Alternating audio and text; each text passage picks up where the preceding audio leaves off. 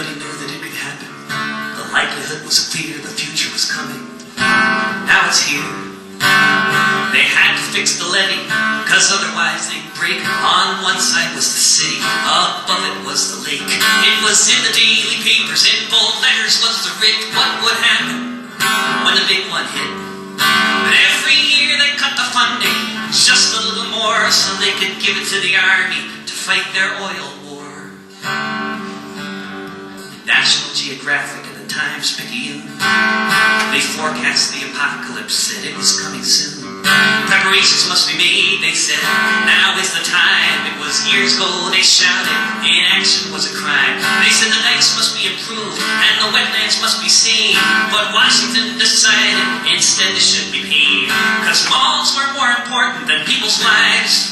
So put some gold dust in your eyes and hope no storm arrives. New Orleans, New Orleans, New Orleans. Years and years of warning, no evacuation plan, it was just the waters rose. Get out if you can, there were no buses, no one chartered any trains, there was no plan to rescue all of those who would remain. All the people with no money, all the people with no wheels, all of those who couldn't hotwire what they could steal.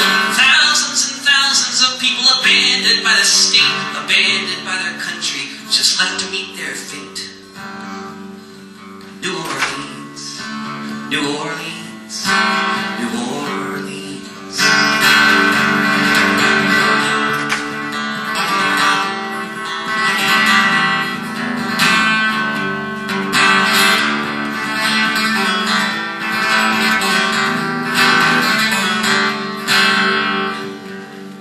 And the people died. Then they died some more. They drowned inside their attics. An army of the poor, an army of the destitute who couldn't get away. And the world will remember these sad and awful days. People shouted from their houses, dying on their roofs. When people came to find them, they were turned down by the troops. They died there with no water. They died there in the heat. They were shot down by the soldiers for trying to find some food to eat.